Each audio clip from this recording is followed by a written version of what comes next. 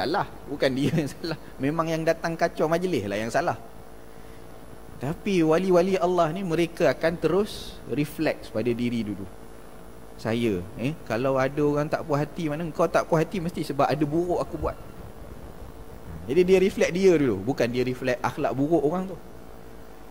Menangis Syekh tu. Maknanya Allah buka aib aku pada engkau, sehingga orang lain, anak-anak murid aku nampak aku ni mulia sebagai guru, tapi engkau tak puas hati dengan aku. Maknanya ada benda aib aku yang Allah buka pada engkau. Sampai macam tu. Jadi Syekh yang tadi tu, yang bawa budak tadi tu tanya, okey, sekarang ni aku nak tanya engkau, kau nak pilih yang mana? Syekh tadi ke Syekh ni untuk engkau mengaji? Dua-duanya alim. Jadi diutamakan pada akhlak, pada adab. Dia kata aku dah jelas lah, aku dah jelas siapa yang aku nak ambil jadi guru. Maksudnya kalau pergi pada orang yang sombong, dia akan dapat juga kesombongan. Tapi kalau pergi pada orang yang tawaduk, maka anak murid pun akan dapat juga ketawadukan guru tersebut. Dia akan belajar adab daripada guru-guru. Jadi Imam Junaid tadi minta maaf. Minta maaf dia, turun ego dia. Padahal imam besar tu, turun ego dia sebab dia buat salah dan Allah tegur. Ini wali-wali Allah dia mahfuz, terpelihara. Maknanya Allah SWT jaga, walaupun tak lepas daripada salah, sebab mereka tidak maksum. Nabi saja yang maksum, tak buat salah. Baik. Jadi kalau nak jadi motivasi kita untuk tak mengumpat, ingatlah bila nak mengumpat, ya Allah, makan daging bangkai ni. Jadi tak jadi kita. Itu jadi semangat kita lah. Allah telah menyerupakan engkau dengan pemakan bangkai, maka hindarilah penyakit ribah. Dia ribah ni mengumpat lah. Dalam bahasa Arab dia panggil ribah. Dan jikalau engkau mahu berfikir, tentu engkau tidak akan mengumpat orang lain. Cuba engkau lihat pada dirimu sendiri. Bukankah dirimu sendiri juga mempunyai aib yang zahir dan aib yang batin? Jadi cara mudahnya macam tadilah, refleks. Yang sebelum kita ngumpat orang lain, sebab ngumpat ni kita buka aib dia. Buka aib dia, sebab manusia memang macam tu. Dia lebih pada negative thought dulu pada orang lain. Padahal dengan diri dia sendiri dia boleh maafkan. Tapi dengan orang lain susah untuk dia maafkan, tapi lebih mudah untuk dia highlight aib dia. Lebih mudah untuk highlight aib. Padahal diri dia sendiri pun banyak kesalahan, tapi bila diri dia sendiri yang buat kesalahan, bila dia bermuamalah dengan diri dia sendiri, dia pilih untuk memaafkan. Walhal patut pada orang lain dia buat macam tu. Memang orang tu ada kurang, dan orang tu betul aib tu aib dia, dan dia memang buat, dan kita bercakap tentang kekurangan dia kan. Itu mengumpat. Kita cakap kekurangan dia. Nah, kita perfect ke? Kita pun tak perfect. Jadi bila kita buat salah, kita pun cakap pada diri kita sendiri, ada ni istighfar, Allah ampun lah ni, istighfar, Allah ampun. Kita cakap pada diri kita. Tapi bila dengan dia, kita seborkan, dia tu gini. Dah kalau dia buat, Allah tak ampun. Patut pada orang lain lah yang kita husnuzan, sangka baik kita. Ya, dia buat salah, Allah ampun dia lah tu, dia taubat lah tu. Yang pada diri kita ni yang kita kena hati-hati sikit, ihtiyat. Aku ni buat macam ni, ya Allah, entah Allah ampun ke tidak. Itu muhasabah kita. Tapi terbalik. Orang tengok yang first lu negatif kat orang lain, dekat diri dia, dia positif je. Allah ampun ni, Allah ampun. 70 kali buat maksiat, ulang. InsyaAllah ni taubat, Allah ampun. Istighfar, Allah ampun. Semayang, Allah padam dosa. Dia positif dengan diri sendiri, tapi dengan orang lain dia lebih negatif. Ini perangai manusia. Jadi Imam Ghazali sebut dah, engkau pun ada aib juga. Yang zahir pun ada, makna kesalahan yang jelas nampak pun ada. Yang batin pun ada, yang orang tak tahu, benda dalam hati banyak. Kata para ulama, kalaulah aib kita ni berbau, berbau, nescaya tak ada seorang pun yang sanggup nak dekat kita, walaupun orang sekeliling kita, hatta isteri kita, anak-anak kita. Kalaulah aib tu dia ada bau kan, lagi banyak aib dia, lagi kuat bau busuk. Ni berbau, nak pergi semayang tak lalu, orang pun boleh buruk sangka imam paling kuat bau. Ustaz yang berceramah paling kuat bau. Dia orang yang dengar, ya Allah, apa semerbak busuk masjid ni. Rupa-rupanya bau daripada ustaz yang berceramah. Aib, bau, banyak aib. Tapi tak, itu kan Allah hijabkan, Allah tutup. Sebab apa hikmahnya Allah tutup? Sebab Allah Maha Pengampun, Ghaffar. Kalau Allah nak ampun, memang Allah boleh ampun. Tapi innallaha yuhibbut tawwabin. Allah suka orang yang bertaubat. Jadi selama mana nyawa belum sampai pada tenggorokan, pada halkum, selagi itu ruang masih terbuka. Jadi sebesar mana pun salah orang, kan orang boleh taubat. Jadi yang tahu benda tu hanya Allah Subhanahu Wa Taala. Taubat orang tu terima ataupun tidak. Firaun pun taubat sebelum dia mati. Tapi cuma bezanya taubatnya tidak diterima. Dia kan taubat dia. Dah tenggelam timbul itu dekat dalam laut yang dibelah. Dia cakap apa? Amantu bi Rabbi Musa. Ini aku dah beriman dengan Tuhan Musa. Waktu tu dia bertaubatlah tu. Dah beriman dengan Tuhan Musa. Tapi taubatnya tak diterima. Kata Allah, engkau dah desperate macam tu baru nak taubat. Sepanjang elok-elok hidup aku bagi, tak ada, tak nak taubat. Dah nyawa dekat kerongkong baru nak taubat. Sorry, it's too late. Lambat. Peluang ada, tak nak kan. Jadi kita tengok aib kita lah. Ini untuk selamatkan diri kita. Bukankah engkau juga pernah membuat maksiat secara sendiri-sendiri? Ini paling banyak lah bila tak ada orang. Bila ada orang kita jaga lagi. Dan juga terang-terangan pun ada juga kita buat. Maka apabila engkau telah mengetahui bahawa dirimu sendiri banyak mempunyai kelemahan sehingga engkau melakukan sesuatu maksiat, maka ketahuilah begitu pula halnya saudaramu itu. Jadi kita pun tahu diri kita, ya Allah, aku ni hamba-Mu yang lemah, melakukan maksiat banyak, ya Allah, kepadamu, maka ampunkanlah aku. Kau ciptakan aku lemah, Kau ampunkanlah aku, ya Allah. Kita minta, berdoa pada Allah. Menangis kita kalau munajat yang menusuk hati sebab terkenang dosa-dosa kita. Kan? Itu juga orang lain. Orang lain pun dia ada dosa dia juga. Dia pun akan menangis juga dengan dosa-dosa dia. Tapi kita maknanya tak nampak benda tu. Untuk diri kita nampak. Maka uzurnya samalah dengan uzurmu. Tetapi kenapa engkau suka menyebut-nyebutkan kelemahannya? Tentu ia tidak suka seperti halnya engkau tidak suka disebut-sebutkan kelemahanmu. Dan apabila engkau menutupi keaibannya, maka Allah pasti akan menutupi keaibanmu. Jadi ini syarat Allah letak. Kau tutup aib orang, Allah tutup aib kau. Syarat nak kita ditutup aib adalah kita tutup dulu aib orang. Allah tutup aib kita dunia wal akhirah. Ini ada hadis Nabi, man satara musliman satarallahu lahu fid dunya wal akhirah.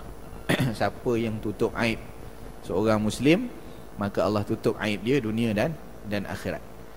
Jadi kita ni nak tutup aib orang dunia ni aje. Akhirat tu kerja Allah Ta'ala. Sebab aib semuanya akan dipaparkan. Kita dekat sini mungkin daripada 100 aib kita buat, ada 1 orang tahu, diketahui orang. Itu pun kita boleh lari kan. Ada aib dekat satu tempat ni, satu kampung ni, dia pun pindah jauh-jauh tempat yang tak ada orang kenal, bina hidup baru kat sana kan. Kalau di satu tempat tu dia dah terkenal sebagai satu penyenayah, pergi tempat lain orang tak kenal, jadi ustaz, siapa tahu. Jadi boleh lari, tapi di hadapan Allah Ta'ala hari akhirat, minta maaf, CCTV Allah Ta'ala tu meliputi semua perkara. Pengetahuan Allah daripada kita lahir sampailah kita tutup mata. Apa yang kita buat, satu pun tak terlepas daripada pengetahuan Allah. Jadi akan ditayang pula satu dia tayang. Dia waktu tu nak menyorok mana? Aib belaka tu. Sepanjang hidup berapa banyak aib kita buat dah tak terkira. Kita pun lupa. Dosa kita buat minggu lepas kita tak ingat lah. Tak payah minggu lepas, semalam. Semalam buat tak ingat dah kita. Ini yang dah 30 tahun hidup, 40 tahun hidup, 50 tahun hidup. Berapa aib dosa pun tak tahu, memang tak terkira dah. Jadi apa namanya, Allah tutupkan aib kita tu adalah satu kemuliaan bagi kita. Nak dapat itu, maknanya kita tutuplah aib orang. Tetapi jikalau engkau suka mendedahkan keaiban, maka Allah pasti akan menyediakan lidah-lidah yang lebih tajam untuk mendedahkan keaibanmu di dunia lagi. Jadi kat dunia lagi jenis rajin buka lemah orang, aib orang, jangan risau, Allah balas kat dunia lagi. Ya, kemudian Allah akan mendedahkan pula segala rahsiamu di akhirat kelak. Jadi dulu ada sekali masuk paper kan, ada seorang ustaz yang waktu dia mengajar, banyak sangat mengajar, maknanya benda yang mengelirukan perkara-perkara khilafiyah dijadikan sampai dibida'ahkan dan dikafirkan.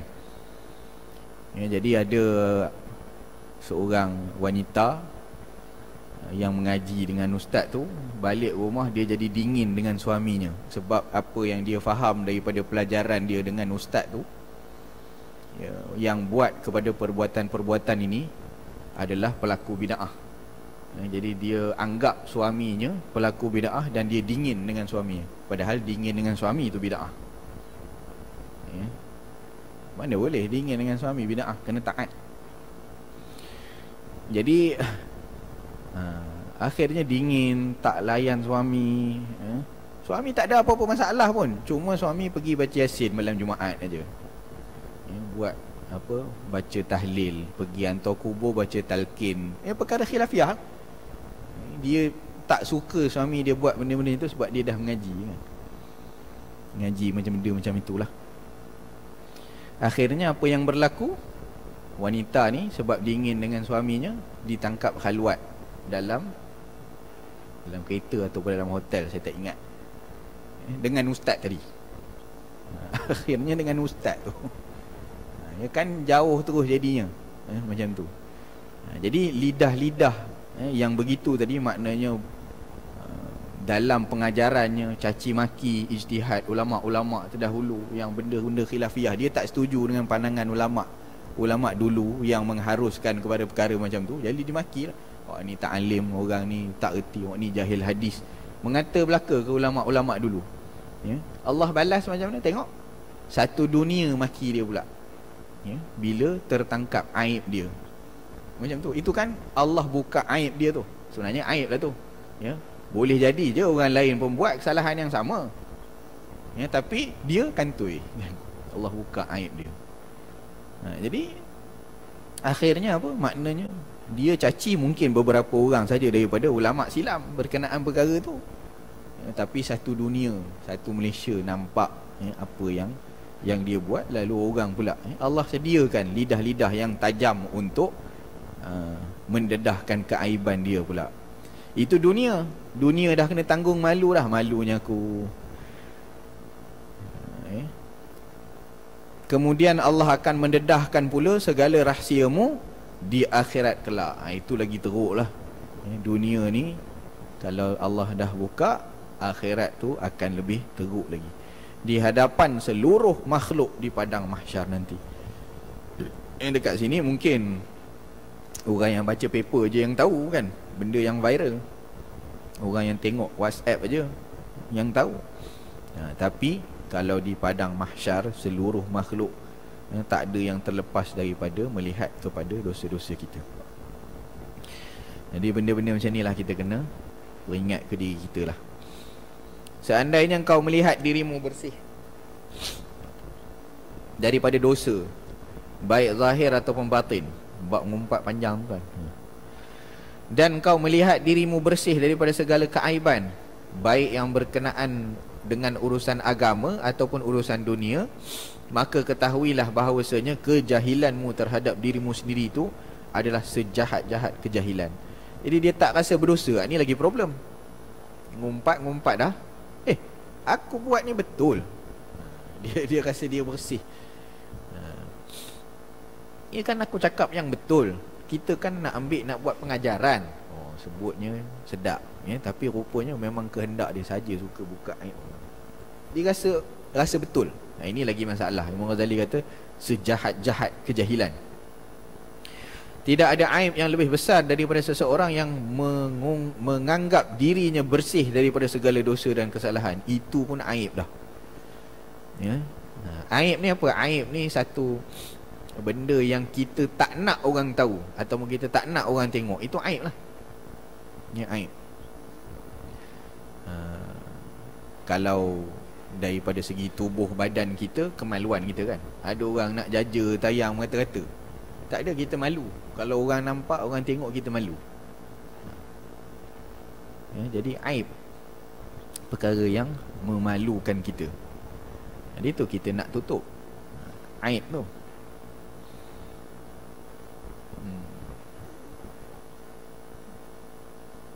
Jadi yang paling besar kata Imam Ghazali adalah makna dia anggap diri dia bersih daripada aib. Sebenarnya Allah Ta'ala tidak mengkehendaki kebaikan terhadap dirimu. Jadi bila Allah yang tak nak kebaikan tu, Allah tutup dia daripada dia nampak dosa-dosa dia. Jikalau ia mengkehendaki kebaikan pada dirimu, maka tentu dia akan menunjukkan kepadamu akan aib dirimu. Jadi ketika engkau melihat dirimu sebagai seorang yang bersih, maka itu adalah kesudahan daripada segala kejahilan. Jadi total lah, total stupidity lah. Ya, maknanya nampak diri sendiri betul je, ya, tak nampak orang lain.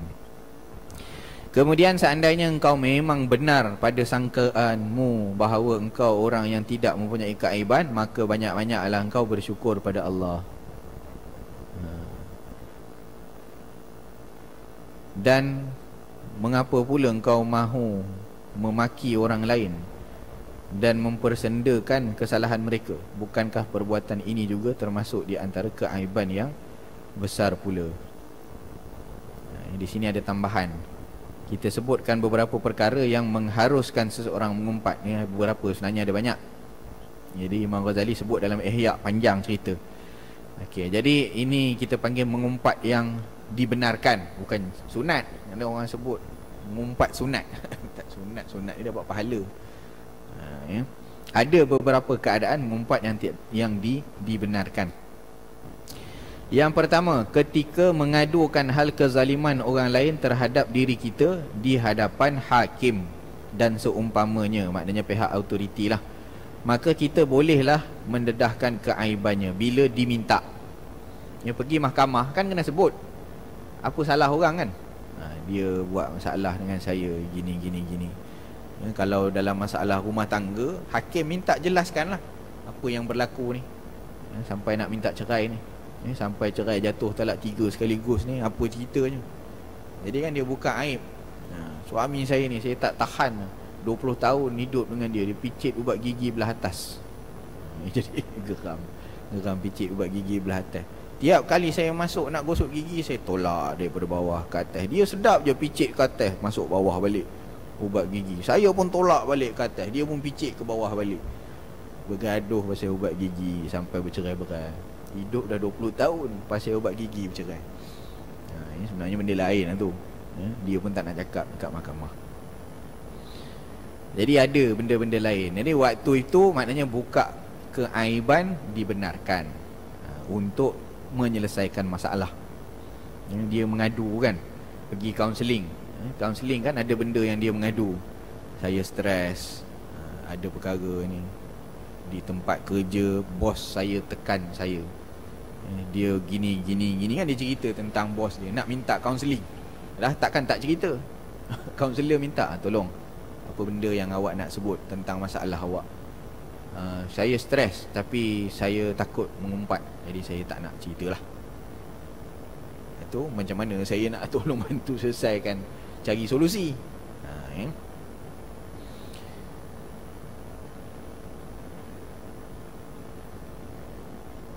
Mana tadi? Kedua, ketika kita bermesyuarat untuk memperbaiki kesalahan seseorang, maka boleh kita menyebut kesalahannya di depan orang yang dapat membantu kita memperbaiki kesalahannya. Orang tengah, ya, contohnya adik-beradik kita bergaduh, kakak gaduh dengan abang. Ya, kita nampak ni dekat mana, salah mana, okey, salah abang. Ya, abang ada benda dia buat gini yang tak kena lah. Jadi bergaduh dengan kakak. Tiba ada seorang kita panggil makcik kita. Makcik ni abang tu respect sikit. Dia respect. Kalau makcik ni cakap biasanya dia dengar. Jadi kena ceritalah ke makcik tu. Abang buat gini kan ngumpat tu. Cerita dia kan. Abang buat gini. Boleh tak kami nak minta tolong? Maknanya makcik tegur dia lah. Ada benda yang dia buat ni tak kena ni. Makcik kata okey lah, tak apalah, sebab makcik kalau cakap dia dengar sikit. Jadi makcik pun pergi. Itu tak apa. Kita yang nampak keadaan ni nak islah antara dua yang pihak yang bergaduh, maka dibenarkan untuk dedahkan untuk tujuan memperbaiki kesalahan. Tapi kalau banyaknya kita ni mengumpat, dia tak tujuan memperbaiki kesalahan kan, tujuan dia nak merendah-rendahkan. Tengok orang tu rangai macam tu, macam mana nak maju gini sebut. Padahal dia tu sendiri tak dapat pun. Kalau kita sebut macam ni lah, mengumpat yang dia benarkan ni, dia panggil kritikan membina lah. Kritikan yang membina. Tujuan mesti ada tujuan nak memperbaiki. Ketiga, ketika kita meminta fatwa daripada mufti, maka boleh kita menyebutkan kesalahan orang lain yang bersabit dengan soalan kita. Jadi bila ada sesuatu fatwa yang nak diminta, maka pun samalah, masih pihak autoriti yang boleh untuk dibenarkan kita mendapatkan bahagian daripada fatwa tu. Yang keempat, ketika kita memberikan amaran kepada orang ramai supaya mereka tidak terikut-ikut dengan seseorang yang melakukan perbuatan yang salah, maka terpaksa kita menyebutkan kesalahan orang yang berkenaan supaya orang ramai jangan tertipu dengannya. Ini sudut apa tuan-tuan? Sudut salah yang memang dah jelas terzahir. Kena tahu. Yang makna memang dah orang lain pun nampak benda tu salah. Jadi kita pun sebutkan. Contoh simple, rasuah yang tangkap 54 juta kan, dah satu Malaysia tahu dah, dah tertangkap. Jadi kita pun nasihat dekat orang, tuan-tuan jangan ikut macam tu, jangan ikut macam tu, ambil rasuah, bagi rasuah, ambil rasuah, jangan ikut macam dia. Kan kita mengumpat dia tu, tapi kesalahan yang sudah jelas tersebar, dan tujuan kita bukan untuk merendahkan dia pun. Tujuan kita nak ambil pengajaran. Tengok, itu baru sikit, 54 juta kan, baru sikit. Kita pun tak nampak sikit lah, sebenarnya banyak lah. Maksudnya itu yang tertangkap kan baru seorang dua. Gitu. Yang buat kerja yang masih belum Allah dedahkan aib dia kan banyak lagi, ramai lagi. Cuma Allah tak dedahkan lagi aib dia kan. Jadi maknanya kita sebut dengan tujuan itu satu kesalahan. Dalam agama kita tak benarkan. Ar-rashi wal murtashi finnar. Tapi dia mungkin Allah nak bagi ruang taubat. Kantoi, kalau dia bertaubat, Allah ampunkan. Allah ampunkan lah, bahagian dia lah. Orang yang tak bertaubat-taubat, kan lagi masalah. Jadi kita sebut tujuan untuk islah. Yang kelima, ketika menyebut seseorang yang telah dikenakan dengan aibnya, dikenali, bukan dikenakan. Seperti kita menyebut seseorang yang masyhur dengan nama mat panjang. Macam dia mengumpat lah. Sebab mengumpat ni kan sebut sesuatu yang dia tak redha, contoh kan. Jadi ada contoh, ada orang kampung kita, dia tempang. Biasanya orang nama mat lah ni. Orang nama mat ni dia akan tengok apa dia punya ciri ataupun sifat dia. Jadi kalau kepala dia botak, orang panggil mat bo ataupun abang bo kan, abang bo. Kalau dia tempang, mat tempang. Kalau pekak, mat pekak. Kan gitu kita sebut kekurangan dia, sebut aib dia. Kadang-kadang kalau dia tahu, dia tak redha. Aku tak redha pun kau panggil aku macam ni, marah. Jadi kalau kita sebut itu mengumpat. Tapi sebab kalau tak sebut mat tu, mat yang tu lah. Mat mana? Mat yang tempang tu. Kita sebut kan. Jadi sebut itu dibenarkan sebab dia dah masyhur, dikenali dengan perkara itu. Kalau tak sebut macam tu tak kenal. Jadi itu dibenarkan. Yang keenam, menyebut kesalahan seseorang yang sudah tidak malu menzahirkan kefasikannya, seperti orang yang suka minum arak di hadapan orang ramai. Jadi dah jelas-jelas memang kaki botol, kita pun sebut. Itulah tu kaki botol tu. Yang mana alah hari-hari nampak dia keluar daripada tempat judi, kaki judi. Jadi kita sebut untuk maknanya dia sendiri yang tak malu menzahirkan dia punya aib. Jadi kata Sayyidina Umar, kalau seseorang maknanya meletakkan diri dia sendiri untuk jadi tempat untuk orang fitnah, maka jangan dia marah kalau orang fitnah.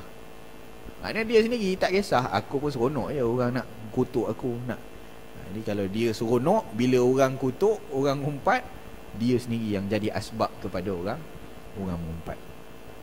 Kan Nabi sebut dalam hadis kan, jangan cela ayah sendiri, jangan kamu mencela ayah sendiri. Jadi sahabat tanya, ada ke orang nak cela ayah sendiri? Mana ada orang nak cela ayah sendiri? Ada ke orang nak cela ayah sendiri? Ada. Nabi kata, iaitu seseorang yang mencela ayah orang lain, lalu orang itu rasa marah dan orang itu balas dengan mencela ayah dia. Jadi sebab celaan kepada ayah dia tu adalah dia sendiri kan. Dia pergi maki ayah orang, jadi orang tu marah, dia maki balik ayah dia. Kan dia jadi sebab gitu. Jadi sebab gitu. Jadi kata Syekh Fahmi Zamzam, untuk lebih jelas sila lihat Ihya Ulumuddin jilid yang ketiga, muka surat 103. Panjang lagi, detail satu-satu daripada benda-benda apa yang mengumpat yang dibenarkan. Habis. Jadi yang keempat, berdebat atau bertengkar atau suka membantah perkataan orang lain. Ini kita akan lihat dalam pengajian kita akan datang insya-Allah. Jadi kita tengok 3 perkara dah lah kita cuba untuk hindarkan. Yang pertama bercakap bohong, yang kedua adalah memungkiri janji, dan yang ketiga adalah mengumpat. Ada baki lagi berapa daripada maksiat lidah? 4, 5, 6, berapa gitu? 7, 8. 8. Jadi mudah-mudahan Allah SWT mengurniakan kita taufik untuk kita menjaga lidah kita seperti mana yang difirmankan, disabdakan oleh Nabi SAW. Barang siapa yang beriman, man yu'minu billahi wal yaumil akhir falyakul khairan aw liyasmut. Inilah kita punya sunnah yang patut kita ambil dan kita pegang. Barang siapa, kata Nabi, yang beriman betul dengan hari akhirat, dengan Allah Ta'ala, dengan hari akhirat, maka dia pilihlah untuk dia cakap yang baik-baik, falyakul khairan, ataupun kalau tak boleh, maknanya payah ni nak cakap yang baik payah, au liyasmut, maka diam, kunci. Zip. Nak bagi zip tadi, itulah beberapa tips Imam Ghazali dah sebut dah bagi tahu dah. Bab bohong dah sebut. Bab bohong, kalau engkau sendiri pun marah bila orang tipu engkau, janganlah menipu orang. Kita pun bengang kalau orang tipu kita, kena tipu kan, kena kencing. Lepas tu kita pula banyak menipu orang, sama juga ya. Memungkiri janji sama juga. Kalau benda tu yang kita perlukan, kita nak orang tepat janji, kita nak orang bersegera untuk kita ya, tapi bila kita deal dengan orang lain, kita pula yang mungkir janji. Itu masalah. Dia refleks ya, tengok diri. Dan dalam bab mengumpat sama juga, Allah umpamakan macam makan daging ya, kita bayanglah kita makan daging orang, kita bayanglah ya, kita ni pun banyak aib untuk kita buka aib orang ya, jadi zipkanlah. Bila nak sebut je aib orang, tak boleh lah, aku pun banyak ni ya, tutup je lah mulut, nanti Allah buka aib aku tak masal, lagi teruk kena. Jadi itu akan menyebabkan kita mudah untuk zip mulut kita. Dan syaitan memang sentiasa membisik-bisikkan, begitu juga hawa nafsu, untuk kita melihat kesalahan orang lebih daripada kebaikan ya. Sebenarnya kalau kita nak, kita banyakkan tengok ataupun hargai kebaikan orang berbanding daripada kita tengok negatifnya ya. Saya tutup dengan satu kisah macam yang seorang isteri kan. Seorang isteri yang dah 30 tahun berkhidmat dengan kita, masakkan nasi untuk kita dengan anak-anak, masakkan makanan kan, 30 tahun. Jadi ada mungkin ada sekali isteri tu masak nasi hangit. Sekarang ni masak nasi hangit mungkin tak lah kot. Kita bukan pakai kayu arang lagi, tak pakai kayu api masak, jarang lah nasi hangit. Mungkin situasinya nasi tak masak. Kita dah tunggu, dah lapar, rupa-rupanya isteri apa, silap sikit je, dia tak petik switch on. Dia duduk dekat keep warm kan. Tu bukan isteri je buat, kita pun biasa buat. 30 tahun elok masak nasi, selama ni okey, siap, balik dah ready, dah masak makan. Ini isteri lupa petik. Sekali je dia lupa petik, oi, habis dia ungkit. Cerita tu turun-turun nak makan nasi, tengok air je, air dengan beras. Maknanya tak masak. Oi, marah betul dia. Lambat masak nasi macam ni, tekan ini pun boleh lupa. Habis dia ungkit. Kalau tengok daripada nisbah 30 tahun dengan sekali tersilap tu, kan yang silap tu sekali je. Kenapa tak di highlight kan yang 30 tahun tu? Bila tengok macam tu, tak apalah. Abang pun lapar sangat ni, abang pergi beli nasi kat luar je lah. Nak masa nak tunggu ni sejam lagi pula. Lapar sangat ni, tak apa, abang pergi beli nasi lah, lauk dah ada. Jadi terima kasihlah selama ni 30 tahun awak masak nasi komplit, hari ni je macam ni. Tak apalah, 30 tahun dah okey kan. Hari ni je tak masak, masak lambat. Jadi kan lebih pada nak menghargai. Tapi kalau tengok highlight yang salah tu, yang itu je lah diungkit-ungkit. Besoknya kawan tu dah masak pun diperli lagi kan. Dah tekan lah. Tu tengok kot lah tak tekan. Besok lusanya tekan keidak tu, diperli kawan tu banyak kali, padahal baru sekali je dia silap, dia lupa. Macam tu kan. Jadi kita dalam bermuamalah dengan orang lain, maknanya kita tengoklah kebaikan dia berbanding daripada kesalahan dia. Kesalahan dia tu kita maafkanlah sebagaimana kita maafkan diri kita sendiri. Kalau kita buat salah, kita maafkan, dengan orang lain pun kita maafkanlah, lebih lagi aula begitu. Allah Subhanahu wa taala a'la wa a'lam wa azza wa jalla, sallallahu alaihi wasallam Muhammad. Bismillahirrahmanirrahim. Alhamdulillahirabbil alamin. Wassalatu wassalamu ala asyrafil anbiya'i wal mursalin sayyidina Muhammadin wa ala alihi wa sahbihi ajma'in. Rabbana anfa'na bima 'allamtana, rabbi 'allimna alladhi yanfa'una wa zidna 'ilman wa amalan salihan. Allahumma ijma'na ma'al habibil mustafa rasulillah sallallahu alaihi wasallam fi jannatika jannatil firdaus ya arhamar rahimin. Rabbana atina fid dunya hasanah wa fil akhirati hasanah wa qina adzabannar. Sallallahu ala sayyidina Muhammad wa ala alihi wa sahbihi ajma'in walhamdulillahi rabbil alamin wal 'afwa minkum. Assalamualaikum warahmatullahi wabarakatuh.